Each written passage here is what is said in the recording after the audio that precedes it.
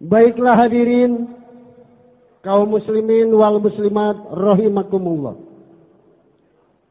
Tibalah saatnya janji panitia akan mendatangkan dai sejuta umat sepanjang sejarah Masjid Al-Istiqlaliyah. Baru pada malam hari inilah kita akan bermuajahah dengan Al-Mukarram Kiai Haji Zainuddin MZ, Kiai Haji Gu Internasional.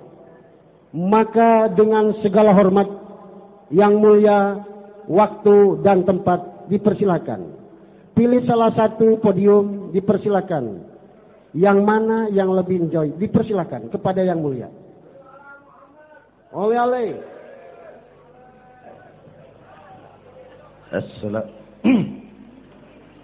Assalamualaikum warahmatullahi wabarakatuh.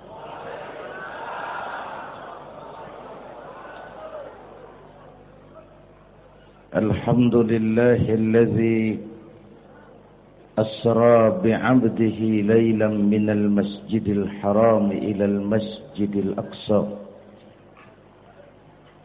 Wassalatu wassalamu ala sayyidina Muhammadin wa ala alihi wa ashabihi ahli sidqi wat tuqa, amma ba'du. Para ulama, para habaib yang saya muliakan, wabil khusus Fadilatul Mukarram Sahibul Bait Kiai Haji Uji Turtusi, yang terhormat Bapak Wali Kota Tangerang Bapak Haji Wahidin Halim, hadirin hadirat ma'asyiral muslimin yang saya cintai.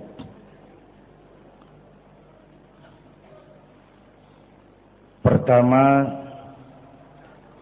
Isra dan Mi'raj adalah peristiwa besar yang hanya bisa diterima dengan iman. Peristiwa ini bukan tidak masuk otak. Otaknya kekecilan untuk memahami peristiwa sebesar Isra dan Mi'raj. Satu perjalanan yang sangat jauh ditempuh dalam waktu yang amat singkat.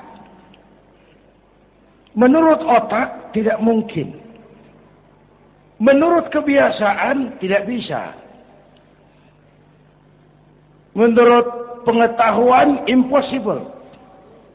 Menurut iman apa yang tidak bisa kalau Allah yang mau. Itulah sebabnya peristiwa yang dahsyat ini menurunkan perintah solat sebagai sandaran vertikal bahwa kita memang perlu Allah. Kita memang perlu Allah. Itu sebabnya tempo hari lewat TV saya katakan hidup yang paling tenang itu hidup model tukang parkir. Baik tingali itu. Oh, pakai tingali. Tukang parkir di pasar, coba lihat. Biar mobil banyak, mereknya bagus-bagus, nggak pernah sombong. Belum selesai, dengerin dulu, belum selesai. Nanti mobil pergi satu demi satu, habis sama sekali. Dia nggak sedih.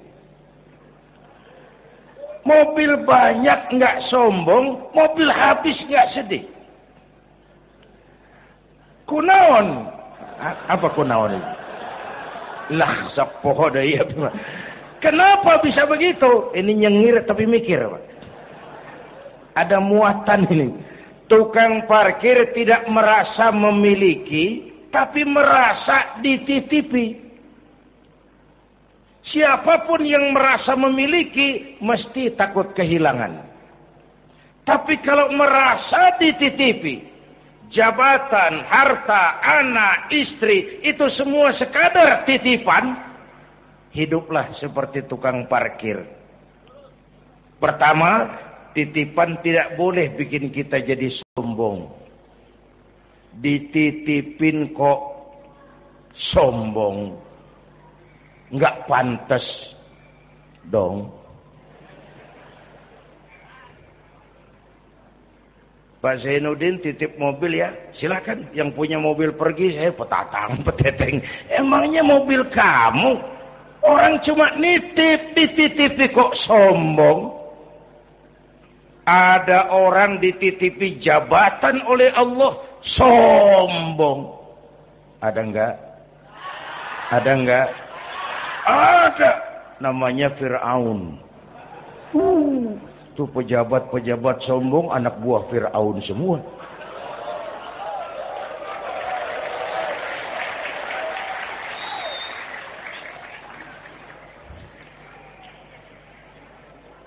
Ada orang dititipi harta oleh Allah, jadi orang kaya, sombong. Mentang-mentang kaya sama tetangga, nggak mau kenal.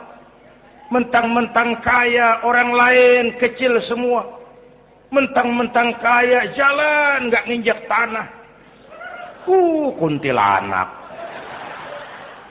Dititipin kok sombong, nggak pantas dong. Satu. Yang kedua, titipan harus dijaga baik-baik. Kalau tidak dijaga bisa rusak. Kalau rusak, yang nitip marah. Yang nitip marah. Pak, saya mau ngaji, titip sepeda motor. Silakan. Selesai pengajian, sepeda motor diambil, kaca spionnya pecah, knalpot hilang, bemper penyok. Marah nggak? Saya kan nitip, kenapa nggak dijaga? Apa bedanya? Allah nitip anak 3 orang di rumah kita, nggak dijaga. Yang satu mabuk, yang satu judi, yang satu ngerampok. Yang nitip marah. Allah nitip harta kepada kita, jadi orang kaya, supaya bantu pesantren, bangun rumah sakit, bantu yatim, tolong yang lemah, bela yang perlu. Pelitnya 17 setan. Yang nitip marah. Sudah nggak pakai dong. Sekarang yang makro. Allah titip Indonesia. Hai rakyat, ini Indonesia. Aku titip, kata Allah. Ini titipan mahal karena ditebus dengan keringat, air mata, darah, dan nyawa. Aku titip Indonesia. Ini negara besar. Buminya subur. Di bawah perut buminya ada gas, minyak, batu bara. Kekayaan negeri ini dikuasai oleh negara. Tapi harus digunakan bagi sebesar-besar kemakmuran rakyat. Itu amanat. Disalahgunakan, dikorupsi. Yang nitip. Ini kan musim din-din ini lagi nggak enak bulan-bulan ini nih. Nazarudin, Syarifudin, yang ceramah Zainuddin lagi ini.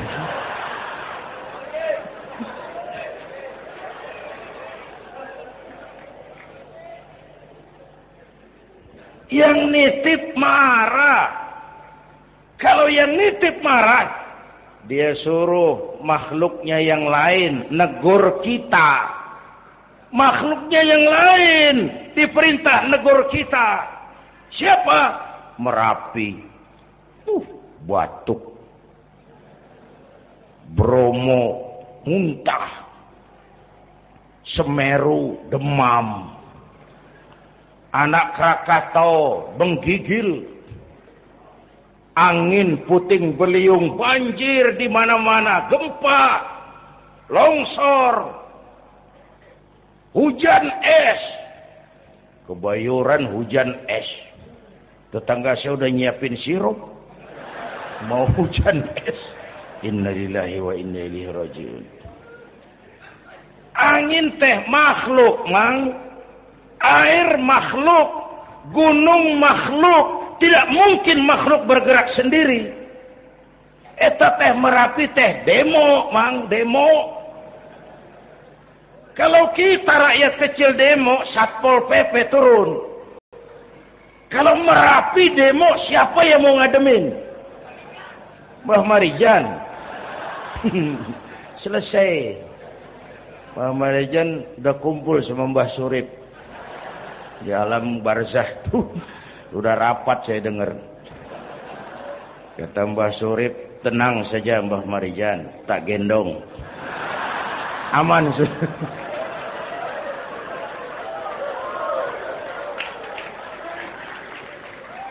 Apa artinya ini?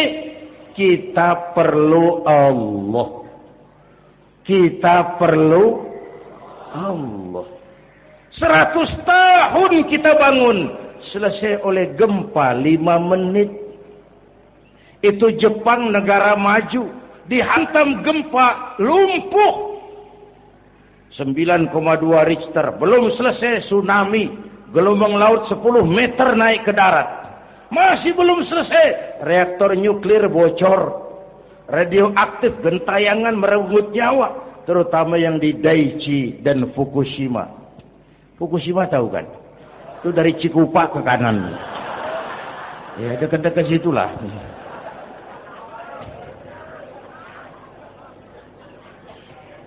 Kita perlu Allah. Paingan. Apa paingan? Hah? Pantesan lah. Pantesan. Orang yang paling bersih hatinya Rasulullah.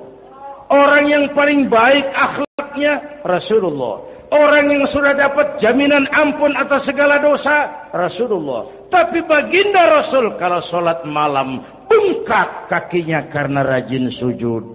Saya perlu Allah. Dosa sudah diampuni, akhlak paling baik, hati bersih. Tapi kalau sholat malam kakinya bengkak karena rajin sujud. Allahumma sholli alaihi. Saya tahu di pasar Kemis juga banyak yang kakinya bengkak.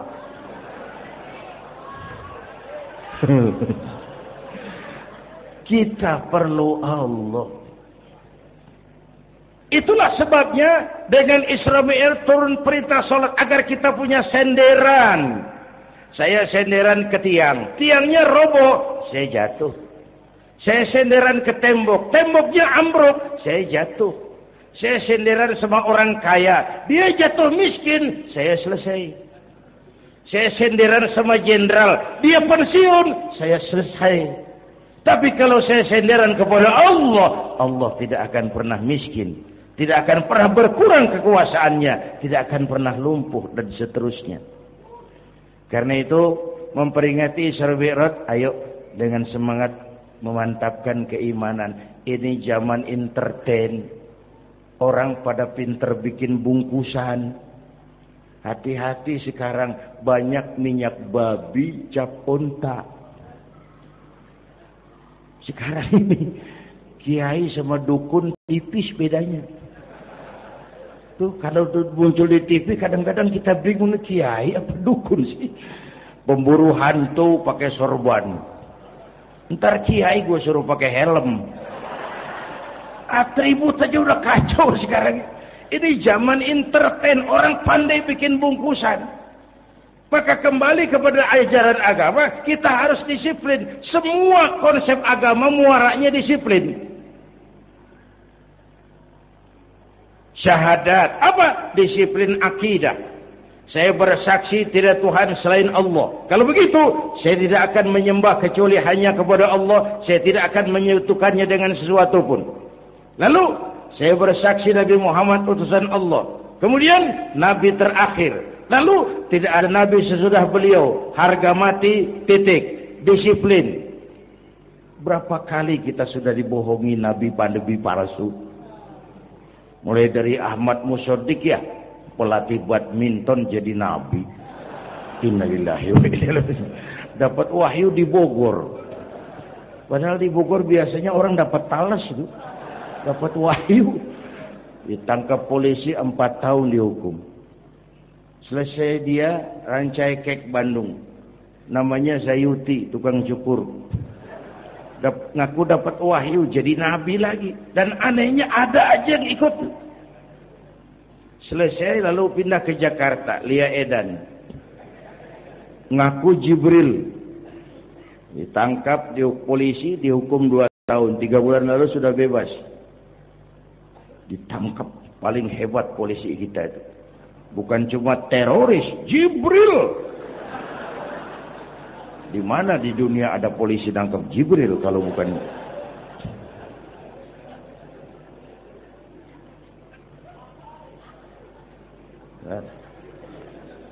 Terakhir yang aneh lagi, menurut catatan Bakor Pakemnya Kementerian Agama RI, antara Cirebon Losari, batas Jawa Tengah Jawa Barat itu muncul agama baru namanya agama Jasun.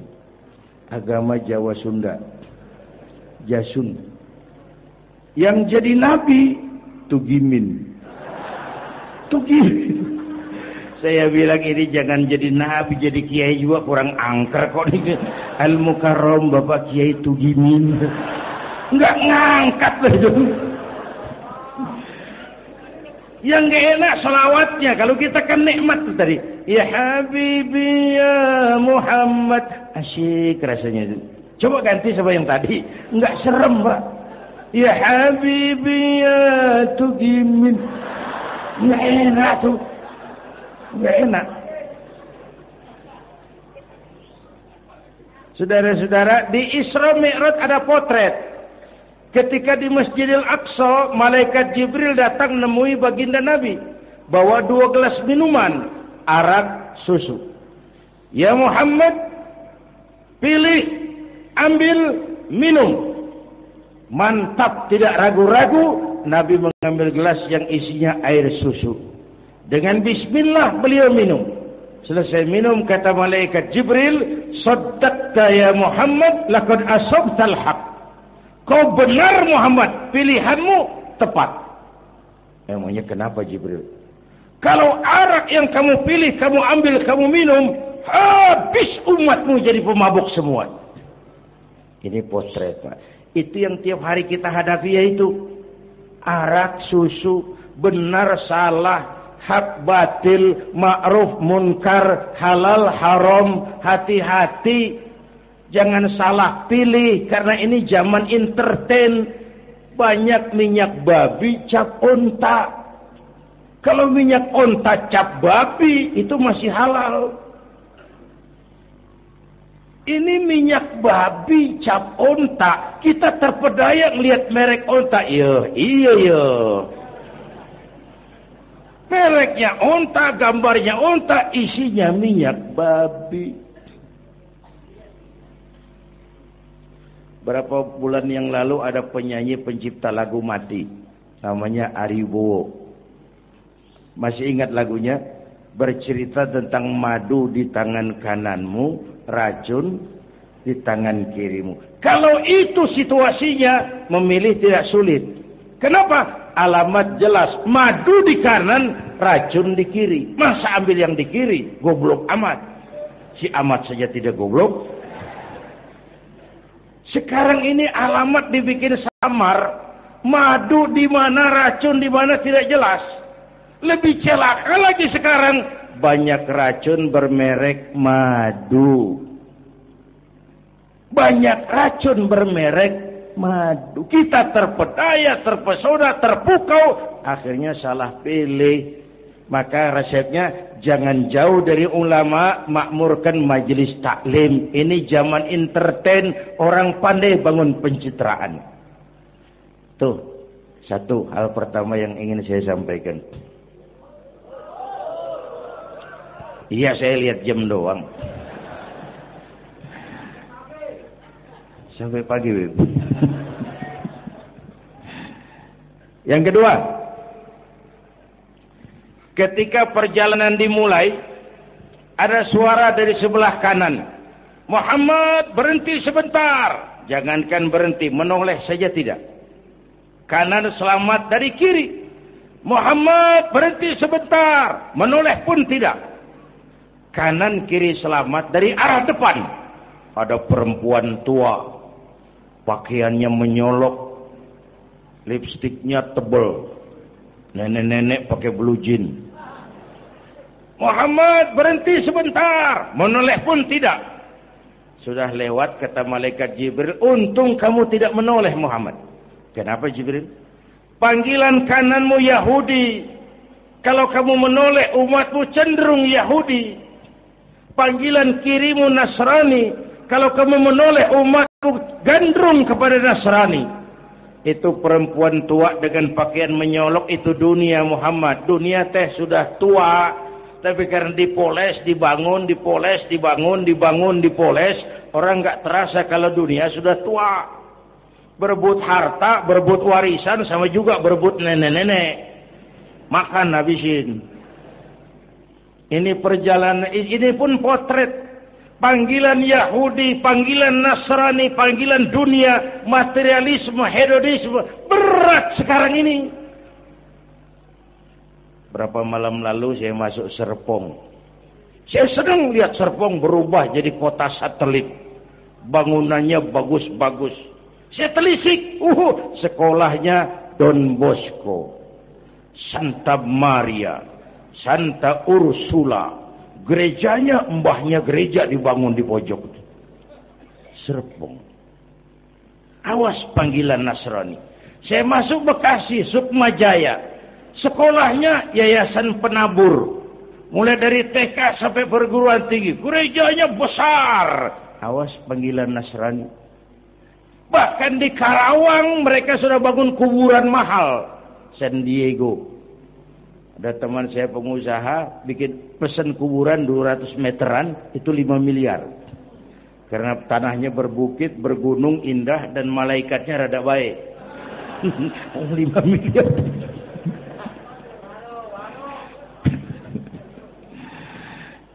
Panggilan Yahudi, siapa mau bantah?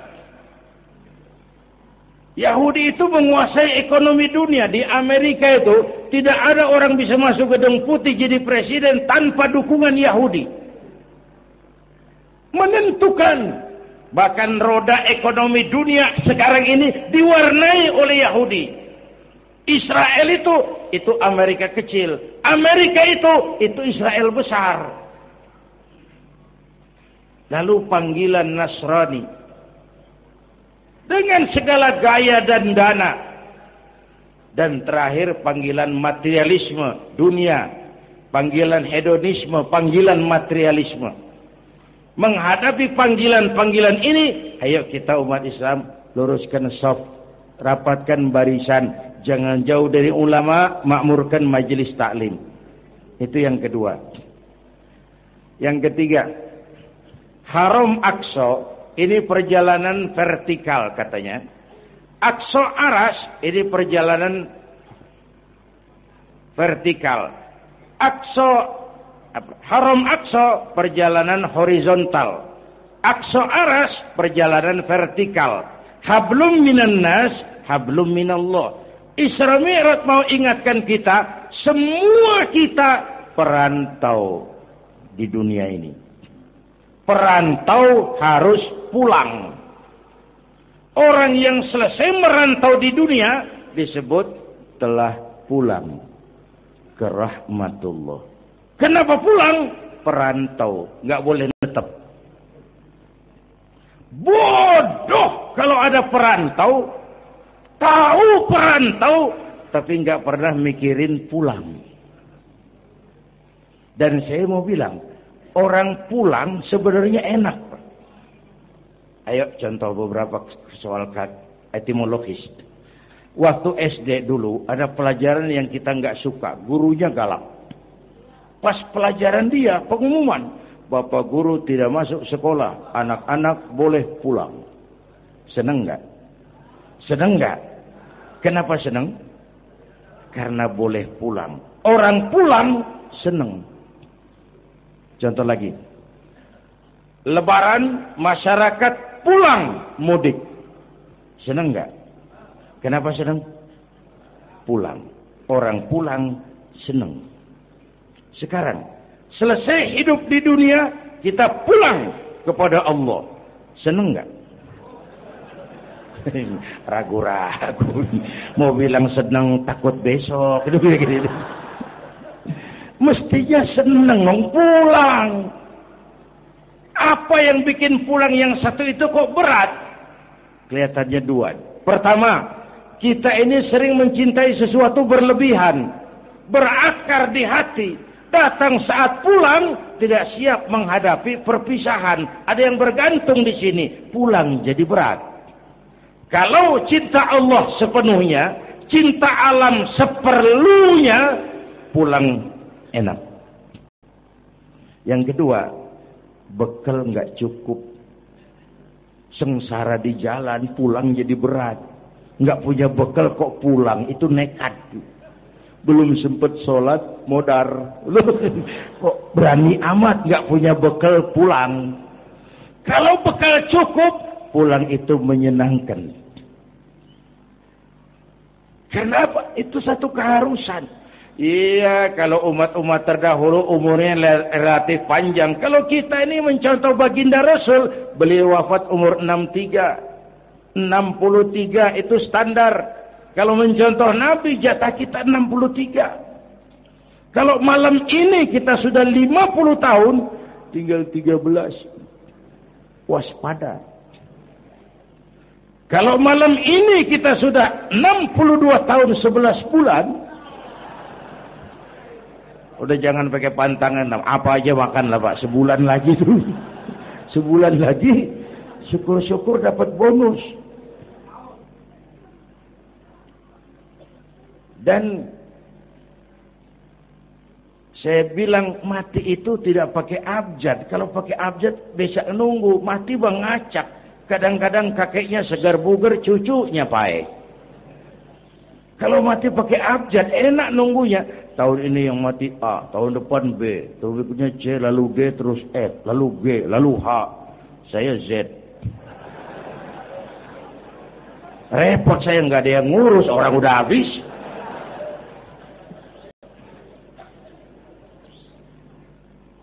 Bapak Ibu hadirin, malah aneh. Jam 6 pagi sopirnya mati. Jam 10 siang, 4 jam kemudian Mbah Suripnya yang mati. Sebelum mati dia pesan sama teman saya W.S. Rendra, Mas, saya kalau mati tolong dikubur di bengkel teater Depok. Monggo, dikubur sama Rendra. Belum seminggu Rendranya ngikut, mati. 1 bulan sebelum Rendra, lebih dahsyat lagi, Michael Jackson mati. The King of Pop, Raja Pop dunia, mati. Apalagi penyanyi keroncong, lebih mati lagi. Ada hidup sesudah mati, ada akhirat sesudah dunia. Semua kita perantau, dan perantau harus pulang. Bapak Ibu hadirin yang saya hormati, oleh karena itu, dengan semangat itu, ayo kita tingkatkan ibadah kepada Allah Subhanahu. Penutup, Isra Mi'raj itu filter. Setelah terjadi peristiwa itu kelihatan, yang beriman makin mantap. Ini golongan Abu Bakar Siddiq. Yang kafir makin kurang ajar. Ini golongan Abu Jahal, Abu Lahab, Abu Sufyan, dan abu-abu lain kumpul di situ. Yang ragu-ragu kafir lagi. Ini kristalisasi. Maka dengan memperingati Isra Mi'raj ditambah dengan semangat sholat berjamaah, ayo kita jaga kesatuan, persatuan, kerukunan, dan kekompakan. Bapak Ibu hadirin yang saya hormati, saya bersyukur walaupun belum pernah hadir, tapi saya tahu tiap minggu pagi pengajian Kiai Uci ini dibanjiri oleh jamaah. Alhamdulillah. Kita doakan beliau diberikan kekuatan dan pengajian jalan terus sampai kira-kira kiamat, kurang seminggu. Jangan sampai kiamat lah, ngeri. Saudara-saudara, itu yang kita perlukan sekarang.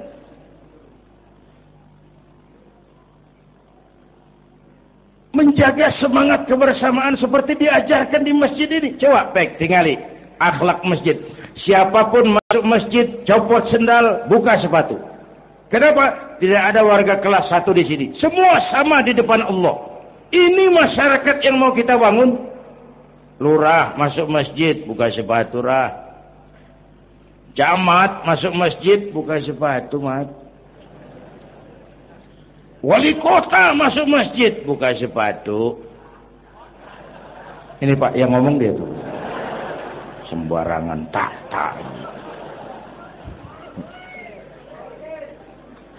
Gubernur masuk masjid buka sepatu nur. Presiden masuk masjid buka sepatu den. Ini masyarakat yang mau kita bangun. Kan keadilan di negeri kita ini masih mahal. Hukum masih sering seperti pisau, tajam ke bawah, tumpul ke atas. Kalau yang kecil salah, hukum cepat-cepat ditegakkan. Yang besar salah, cicing wae pura-pura tenyaho. Itu yang melukai rasa keadilan. Bapak Ibu hadirin yang saya hormati, itu yang melukai rasa keadilan. Kalau mau lapor kehilangan ayam, itu harus jual kambing. Ingin menang berperkara, jual sapi. Ngurusin ayam hilang kok jual kambing, jual sapi. Itu harga keadilan yang harus kita bayar. Karena itu ke depan, belajar dari sejarah. Kita bukan cuma perlu pemimpin pinter, tapi juga benar. Malahan lebih baik benar enggak tapi pintar, ketimbang pintar tapi enggak benar. Capek dibohongi pemimpin yang cuma pintar tapi enggak benar. Disuruh ngurus beras, malah nimbun beras. Disuruh ngurus laut, jadi bajak laut. Disuruh ngurus hutan, rame-rame jadi orang hutan. Gitu. Kita rindu munculnya sosok-sosok macam Umar bin Abdul Aziz. Punten nih. Itu Umar bin Abdul Aziz waktu terpilih jadi khalifah, yang pertama diucapkan innalillahi wa inna ilaihi raji'un. Terpilih jadi presiden, bukan alhamdulillah, innalillah. Pagi dilantik, malam pesta. Pesta apa? Dangdut? Enggak. Pesta air mata. Di mana? Di mihrab dalam masjid, sujud sambil berlinang air mata. Istrinya tanya, "Bang?" "Iya sayang." "Oh, udah dengerin aja, orang improvisasi." "Iya sayang, abang kan sekarang jadi khalifah." "Kenapa nangis, Pak?" "Itu Fatimah, itu sebabnya saya nangis karena saya dipilih aklamasi secara sebagai khalifah. Setelah jadi pemimpin yang terbayang oleh saya, yatim piatu yang merintih kelaparan, janda-janda tua yang perlu bantuan, rakyat saya yang belum bisa menemukan haknya secara wajar, saya takut saya zalim kepada mereka. Saya nangis mohon pertolongan Allah." Pagi dilantik, malam pesta, tahajud. Esok harinya karena pemimpin baru, banyaklah pejabat-pejabat gubernur cari muka. Namanya presiden baru, ada yang kirim emas, pakaian mahal, berlian, mutiara, dikumpulkan sama istrinya. Umar tanya, "Fatimah?" "Iya bang." "Banyak hadiah yang kau terima?" "Banyak bang, intan, berlian, mutiara, emas." "Kau senang?" "Saya senang bang." "Oke, kalau kau senang itu hadiah intan, berlian, mutiara, kumpulkan sebanyak-banyaknya dan besok kita cerai. Tapi kalau kau sayang saya, itu hadiah intan, berlian, mutiara, jual. Uangnya masukkan baitul mal untuk ngurus rakyat kita." Apa jawab istrinya? Istrinya pun istri beriman, gak mentang-mentang istri pejabat lalu ikut-ikutan borong proyek suaminya. Kata Fatimah, "Abang?" "Iya sayang." "Apalah artinya intan berlian tanpa engkau di sisiku bang?"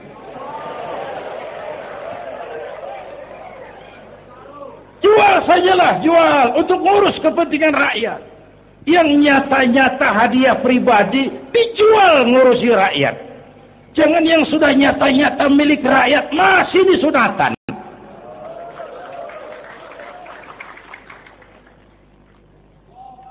Yang antik lagi.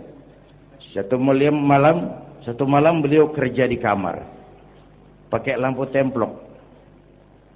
Nulis. Datang seorang tamu. Assalamualaikum ya Amirul Mukminin. Waalaikumsalam. Silakan duduk. Ada apa? Enggak, cuma mau ngobrol. Ngobrol. Urusan pribadi khalifah, kita kan teman lama. Oke, baik. Beliau berdiri, lampunya dipadamkan. Ditiup, mati.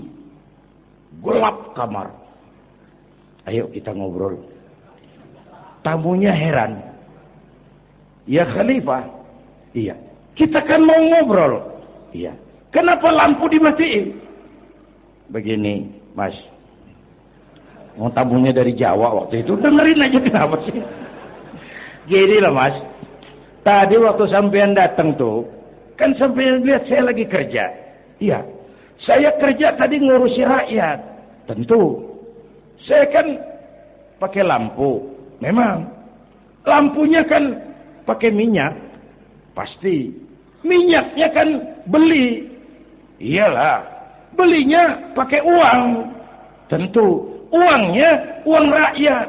Kita mau ngobrol urusan pribadi. Nggak usah pakai minyak rakyat Mas. Ayo ngobrol sampai subuh ini. Kalau yang kecil saja orang sudah berhati-hati. Apalagi menghadapi urusan yang jauh lebih besar ke depannya. Bapak Ibu hadirin yang saya hormati. Oleh karena itu. Kita memerlukan semangat kebersamaan. Walaupun tidak harus selalu bersama-sama. Ini adalah potret terakhir. Baginda Nabi di awal-awal perjuangan didampingi 5 figur utama. Pertama, Nabi punya Sayyidina Abu Bakar Siddiq. Ini sahabat merangkap mertua. Orang tua bijaksana, tempat Nabi tukar pikiran. Kampung itu enak kalau ada yang dituain. Yang kedua, beliau punya Umar bin Khattab, Al-Futuhat Al-Islamiyah. Imam tapi jenderal, jenderal tapi imam. Gagah, berani untuk Islam. Selesai? Belum. Yang ketiga, Nabi punya Utsman bin Affan. Pengusaha tapi santri, penyandang dana. Umat akan maju kalau banyak punya Utsman. Yang keempat, Nabi punya Ali bin Abi Thalib. Tokoh muda, tapi intelek. Yang kelima, beliau punya Khadijah binti Khuwailid. 5 figur utama, bahu-membahu, membantu perjuangan Nabi. Begitulah kita berjuang. Mesti punya segala hal. Mesti punya senjata yang namanya golok, gergaji, pisau, silet. Harus punya. Kapan makainya? Lihat lawannya. Yang kamu hadapi apa? Kumis Pak. Silet turun. Yang kamu hadapi apa? Akar kayu.